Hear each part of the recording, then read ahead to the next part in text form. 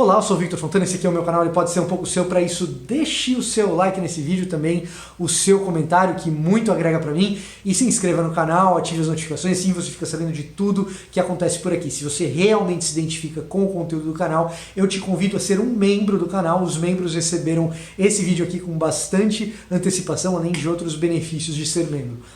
E hoje é um daqueles dias em que eu falo de literatura. Indica um livro aí, Victor. Livros que formaram a minha bagagem teológica, cultural, humanística, enfim.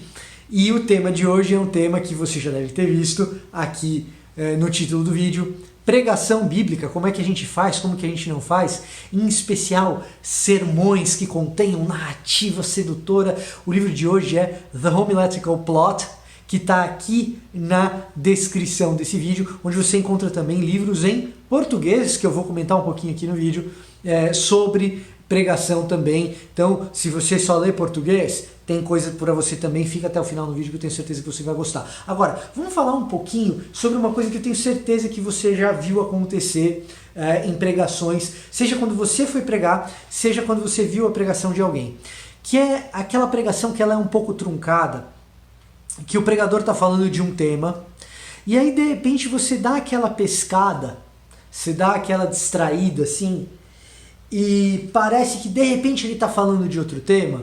Deixa eu contar um negócio para você. Talvez, muito provavelmente na verdade, não é só porque você deu uma distraída que de repente ele está num outro tema que não tem nada a ver com o tema de antes e você fica meio perdido. É porque uma boa parte das estruturas de pregação que a gente tem são pregações que te convidam a dividir o sermão em pontos, né? E dividir o sermão em pontos provoca isso. Eu tenho ponto 1 é um assunto, ponto 2 é outro assunto, ponto 3 é outro assunto. Se eu estou fazendo isso expositivamente, ou seja, a partir de um trecho bíblico específico que eu quero expor e aplicar, dentro daquele texto eu tento identificar ali 3, 4, 5 questões interessantes para serem abordadas, e ali eu coloco esses 3 assuntos para serem expostos e aplicados no sermão. A gente expõe a mensagem do texto e aí a gente aplica na vida prática do crente como que aquilo fala nos dias de hoje e tal. É um modelo interessante, é um modelo mais tradicional, mas ele provoca esse negócio. Parece que o sermão não tem conexão entre os pontos. As transições muitas vezes são muito difíceis de serem trabalhadas, né? E aí fica a seguinte pergunta: por que então um sermão com 3 pontos e não 3 sermões, se são assuntos diferentes que estão sendo tratados ali dentro daquele período de tempo que o pregador está falando, né? O Eugene Lowry, em The Homiletical Plot, ele inaugura no universo da pregação, da homilia. Homilia e pregação é a mesma coisa, por isso a disciplina da pregação é chamada homilética. O Eugene Lowry inaugura, no ano de 1980, com o livro The Homiletical Plot, o estilo narrativo de pregar. E o que ele quer dizer com esse estilo narrativo de pregar? Pregar narrativamente é pregar de maneira que você tenha um desenvolvimento do sermão. A ideia é que a partir do texto bíblico você vai lá fazer a sua exegese, você vai lá fazer um grande esforço para expor o que o texto está dizendo, mas você vai elaborar uma grande ideia que vai ser desenvolvida e naturalmente, organicamente, o sermão ele vai chamando as suas etapas seguintes. Então, em vez de dividir o sermão em vários pontos com assuntos diferentes, eu tenho um jeito de estruturar o sermão que ele apresenta um problema que precisa ser resolvido.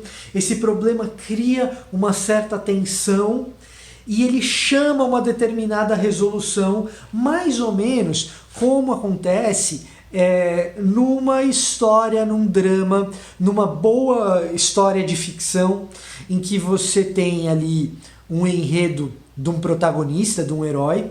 E qual que é o lance de todo grande filme, de todo grande livro de ficção? Esse herói ele passa por uma crise e essa crise precisa de resolução.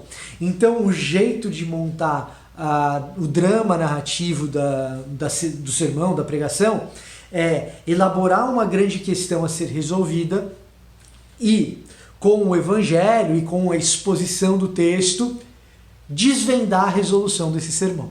O que eu acho genial do Eugene Laurie nesse sentido é que nessa trama narrativa, né, nessa trama de sermão, the homiletical plot, quer dizer exatamente isso, né? O roteiro, né, é uma ideia de roteiro de cinema quase, né?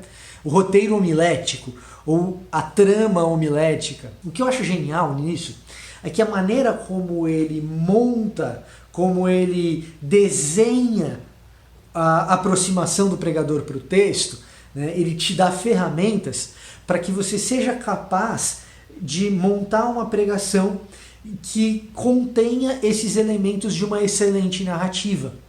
Tensão, clímax, resolução parcial, resolução final, né?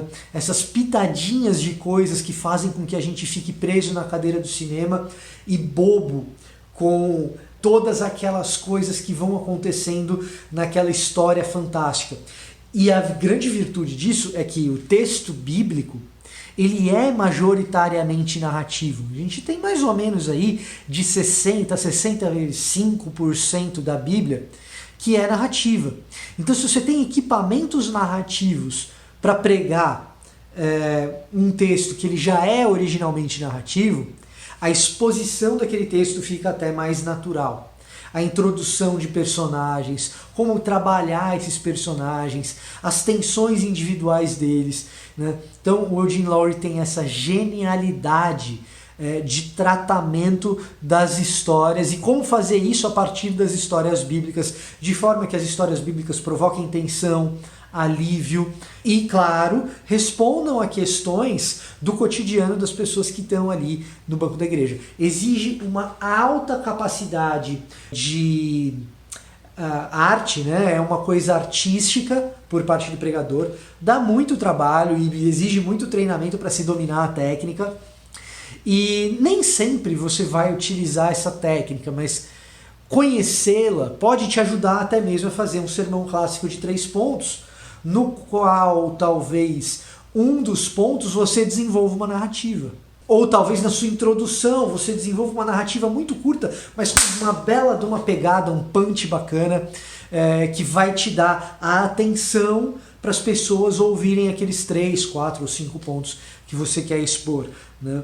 Então, assim, é uma das coisas que me fez montar alguns dos vídeos de maneira um pouco mais narrativa. Você encontra aqui nesse canal, por exemplo, o vídeo sobre Benjamim, ele é feito desse jeito, o vídeo sobre Jezabel é feito dessa maneira. Me desafia a ter uma visão mais narrativa do sermão também.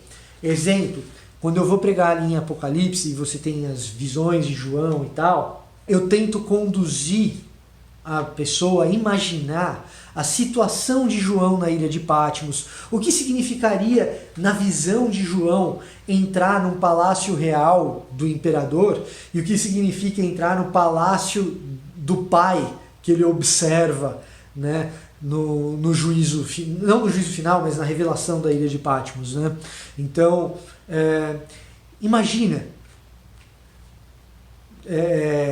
3, 5, 12 estátuas, você anda pelo meio de um grande recinto com um piso de mármore, bastante ouro, olha para os lados e quando você olha, você vê todas aquelas esculturas perfeitas que dão noção para você do tamanho do poder do imperador. Agora imagina alguém que diante do poder do imperador, aquelas estátuas incríveis, perfeitas, esculturas fantásticas. Imagina se essas esculturas, para demonstrar o tamanho do poder do imperador, ao invés de serem apenas reproduções fiéis do ser humano, elas passassem a falar e cantar e entoar cânticos ao imperador. É precisamente isso que João vê quando abre-se a visão dele no livro da Revelação, no nosso Apocalipse, e ele vê os querubins louvando e cantando a Deus. Ora, Deus para João é muito superior ao imperador, porque os elementos nos quais dos quais ele olha, que ele observa ali, são elementos que colocam em vergonha o que era uma entrada num palácio majestoso do imperador. Tão majestosa é a visão de João. Isso é uma tentativa de narrar um pouco mais o que às vezes seria explicado apenas de maneira conceitual, né? De colocar um pouquinho de tensão, né? Exige um pouco de técnica, um pouco de arte.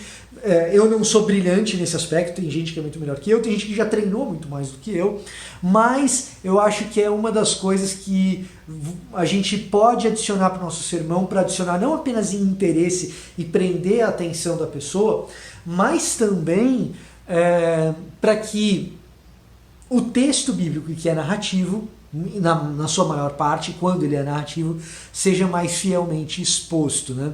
Claro, nem todo mundo tem acesso à literatura em inglês. Eu prometi que eu ia falar de um pouquinho de literatura sobre sermão em português. Aqui na descrição desse vídeo você encontra também os links para Haddon Robinson e Sidney Greidanus, que são excelentes professores de pregação de sermão expositivo. Você terá grandes benefícios de estudar com eles e ler o que eles têm a dizer, tá certo? Então, muito obrigado por me acompanhar até aqui. Se você gostou desse vídeo, deixa o seu like, compartilhe esse vídeo com os pregadores que você conhece, os seminaristas que você conhece, vai lá no seu WhatsApp, manda o link, ou também no seu Twitter, no seu Instagram, que você pode me seguir lá também nessas redes sociais. E, sobretudo, obrigado a você que é membro, você possibilita que vídeos como esse cheguem a muito mais gente e tenham muito mais frequência, muito mais qualidade. Seja você um membro também aqui desse canal, tá legal? Eu vou ficando por aqui e até a próxima!